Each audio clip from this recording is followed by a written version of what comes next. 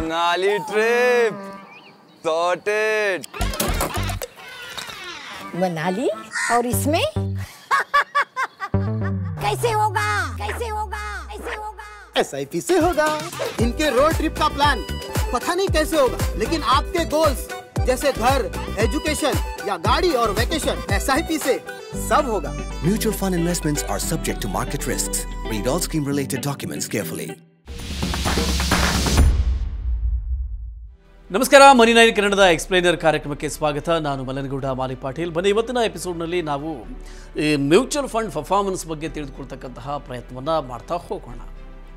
ಬಹುತೇಕ mid cap ಮತ್ತು small cap ಫಂಡ್ಗಳು ಉತ್ತಮವಾದ ಪರ್ಫಾರ್ಮ್ ಮಾಡಿವೆ ಅನ್ನುವಂತಹ ರಿಪೋರ್ಟನ್ನು ಇತ್ತೀಚೆಗೆ ನಾವು ನೋಡಿರ್ತೇವೆ. ಇದು ಕೂಡ ಪ್ರಕಟ ಆಗಿತ್ತು. ಆದರೆ ಈ ಬೆಂಚ್ ಮಾರ್ಕ್ಗಿಂತ ಹಿಂದೆ ಬಿದ್ದಿದ್ವು. ಇದನ್ನು ನೋಡಿ ಶ್ರುತಿ ಅವರಿಗೆ ಗೊಂದಲ ಆಯಿತು. ಫಂಡ್ ಚೆನ್ನಾಗಿ ಪರ್ಫಾರ್ಮ್ ಮಾಡ್ತಿದೆ ಅಂತಾದರೆ ಈ ಬೆಂಚ್ ಮಾರ್ಕ್ ಅಂದರೆ ಏನು? ಶ್ರುತಿ ರೀತಿಯಲ್ಲಿ ನಿಮಗೂ ಕೂಡ ಇದೇ ರೀತಿಯ ಪ್ರಶ್ನೆ ಮೂಡಿರಬಹುದು. ಒಂದು ಮ್ಯೂಚುವಲ್ ಫಂಡ್ಗೆ ಬೆಂಚ್ ಮಾರ್ಕ್ ಅಂದರೆ ಏನು ಅನ್ನೋದು ಬಹುತೇಕ ಮ್ಯೂಚುವಲ್ ಫಂಡ್ ಹೂಡಿಕೆದಾರರಿಗೆ ಗೊತ್ತಿರದೇ ಇರೋದಿಲ್ಲ, ಅಥವಾ ಕೆಲವರಿಗೆ ಗೊತ್ತಿರೋದು ಕೂಡ ಇಲ್ಲ. ಪ್ರತಿ ಮ್ಯೂಚುವಲ್ ಫಂಡ್ ಕೂಡ ತನ್ನ ಬೆಂಚ್ ಮಾರ್ಕ್ ಹೆಸರನ್ನು ಹೇಳಬೇಕು ಅಂತ ಸೆಬಿ ಕಡ್ಡಾಯ ಮಾಡಿದೆ. ಹೀಗಾಗಿ ಬೆಂಚ್ ಮಾರ್ಕ್ ಅಂದರೆ ಏನು ಅನ್ನೋದನ್ನು ನಾವೀಗ ತಿಳಿದುಕೊಳ್ಳೋಣ. ನೋಡಿ, ಈ ಬೆಂಚ್ ಮಾರ್ಕನ್ನು ಇಂಡೆಕ್ಸ್ ಅಂತಾನೂ ಕೂಡ ಕರೀತಾರೆ. ಇದೊಂದು ಸೆಕ್ಯೂರಿಟಿಗಳ ಗ್ರೂಪ್. ಮಾರ್ಕೆಟ್ ಪ್ರೈಸ್ನ ಆಧಾರದಲ್ಲಿ ಇದರ ಬೆಲೆ ಇರುತ್ತೆ. ಒಂದು ನಿರ್ದಿಷ್ಟ ಫಾರ್ಮುಲಾ ಪ್ರಕಾರ ಸೆಕ್ಯೂರಿಟಿಗಳ ಬೆಲೆ ಅಥವಾ ಇದರ ಮೊತ್ತವನ್ನೇ ಬೆಂಚ್ ಮಾರ್ಕ್ ಮೌಲ್ಯ ಅಂತ ಕರೆಯಲಾಗುತ್ತೆ. ಉದಾಹರಣೆಗೆ BSE ಸೆನ್ಸೆಕ್ಸ್ ಅನ್ನೋದು 30 ಷೇರುಗಳ ಇಂಡೆಕ್ಸ್. ಸೆಕ್ಯೂರಿಟಿಗಳ ಬೆಲೆ ಬದಲಾದಾಗ ಈ ಬೆಂಚ್ ಮಾರ್ಕ್ ಬೆಲೆ ಬದಲಾಗುತ್ತೆ. ಬೆಂಚ್ ಮಾರ್ಕ್ ರಿಟರ್ನ್ ಅನ್ನೋದು ಹೋಲಿಕೆಯನ್ನು ಮಾಡೋದಕ್ಕೆ ವ್ಯಾಲ್ಯೂಯಬಲ್ ಟೂಲ್ ಆಗಿದೆ.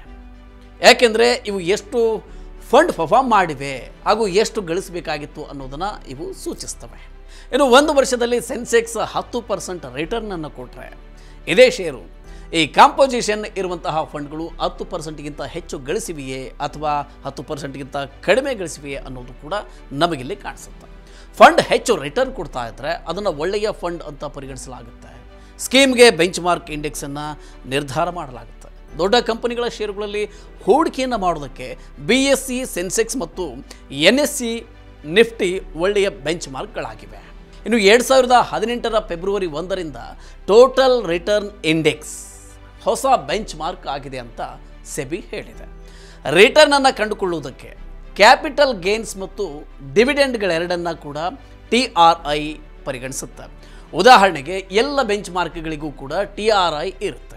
S&P BSE 100 total return index, S&P BSE 100 total return index, ಹಾಗೆಯೇ S&P BSE PSU total return index ಜೊತೆಗೆ ಸರಾಸರಿ ಇಕ್ವಿಟಿ ಲಾರ್ಜ್ ಕ್ಯಾಪ್ ಈಗಲೂ ಕೂಡ ಅದರ benchmark. S&P BSE 100 total return ಇಂಡೆಕ್ಸ್ನ ರಿಟರ್ನ್ಸ್ಗಿಂತ ಕೆಳಗಿದೆ. ಇನ್ನೊಂದೆಡೆ ಇಕ್ವಿಟಿ ವ್ಯಾಲ್ಯೂ ಆಧರಿಸಿದ ಮ್ಯೂಚುವಲ್ ಫಂಡ್ಗಳು ಅದರ benchmark S&P BSE 100 total returns ಇಂಡೆಕ್ಸ್ಗಿಂತ ಚೆನ್ನಾಗಿ ಪರ್ಫಾರ್ಮ್ ಮಾಡಿವೆ. ಈಗ ಇರುವ ಪ್ರಶ್ನೆ ಏನಪ್ಪ ಅಂದರೆ, ಇನ್ವೆಸ್ಟರ್ಗಳಿಗೆ ಬೆಂಚ್ ಮಾರ್ಕ್ ಎಷ್ಟು ಮುಖ್ಯ? ಆರ್ಥಿಕ ತಜ್ಞರ ಪ್ರಕಾರ ಮ್ಯೂಚುವಲ್ ಫಂಡ್ನಲ್ಲಿ ಹೂಡಿಕೆಯನ್ನು ಮಾಡೋದಕ್ಕೆ ಹುಡುಕ್ತಾ ಇರತಕ್ಕಂಥ ಸಂದರ್ಭದಲ್ಲಿ ಬೆಂಚ್ ಮಾರ್ಕ್ ಅತ್ಯಂತ ಮುಖ್ಯ ಸಂಗತಿ ಆಗುತ್ತೆ. ಇನ್ವೆಸ್ಟೋಗ್ರಫಿ ಸಂಸ್ಥಾಪಕಿ ಶ್ವೇತಾ ಜೈನ್ ಅವರು ಹೇಳುವಂತೆ, ಸ್ಕೀಮ್ ಹೇಗೆ ಕೆಲಸ ಮಾಡ್ತಿದೆ ಎಂಬುದನ್ನು ನೋಡೋದಕ್ಕೆ ಈ ಬೆಂಚ್ ಮಾರ್ಕ್ ಒಂದು ಒಳ್ಳೆಯ ಇಂಡಿಕೇಟರ್ ಆಗಿದೆ. ಬೆಂಚ್ ಮಾರ್ಕಿಗೆ ಸರಿಯಾಗಿ ಸ್ಕೀಮ್ ಇದೆಯೇ, ಸ್ಕೀಮ್ನ ಉದ್ದೇಶವನ್ನು ಫಾಲೋ ಮಾಡ್ತಾ ಇದೆಯೇ ಅನ್ನೋದನ್ನು ಇದು ತೋರಿಸುತ್ತೆ. ಆದರೆ ಶ್ರುತಿಯಂತಹ ಹೂಡಿಕೆದಾರರು ಗಮನದಲ್ಲಿ ಇಟ್ಕೊಳ್ಬೇಕಾಗಿರೋದು ಏನಪ್ಪ ಅಂದರೆ, ಬೆಂಚ್ ಮಾರ್ಕ್ ಮಾತ್ರವೇ ಮಾನದಂಡ ಆಗೋದಿಲ್ಲ. Fund performance, fund manager, risk ತಾಳಿಕೊಳ್ತಕ್ಕಂಥ ಸಾಮರ್ಥ್ಯ ಮತ್ತು ವಿವಿಧ ಇತರೆ ಸಂಗತಿಗಳು ಕೂಡ ಇಲ್ಲಿ ಗಣನೀಯ ಆಗುತ್ತೆ. ಅವೆಲ್ಲವನ್ನು ಕೂಡ ನೋಡಬೇಕಾಗುತ್ತೆ. ಈ ರೀತಿಯ ಇನ್ನಷ್ಟು ಮಾಹಿತಿ ಮತ್ತು ಪರ್ಸನಲ್ ಫಿನಾನ್ಸ್ ವಿಚಾರಗಳಿಗೆ ಡೌನ್ಲೋಡ್ ಮಾಡಿ ಮನಿ ನೈನ್ ಕನ್ನಡ ಆ್ಯಪ್ ಹಾಗೂ ಯೂಟ್ಯೂಬ್ನಲ್ಲಿಯೂ ಸಬ್ಸ್ಕ್ರೈಬ್ ಆಗಿ, ಲೈಕ್ ಮಾಡಿ, ಶೇರ್ ಮಾಡಿ. Thank you.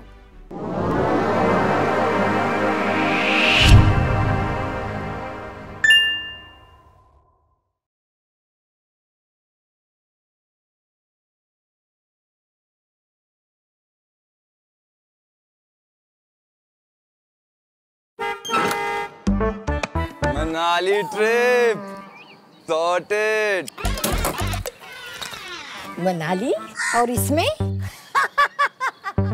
कैसे होगा कैसे होगा कैसे होगा? SIP से होगा। इनके रोड ट्रिप का प्लान पता नहीं कैसे होगा, लेकिन आपके गोल्स जैसे घर, एजुकेशन या गाड़ी और वेकेशन SIP से सब होगा। Mutual fund investments are subject to market risks. Read all scheme related documents carefully.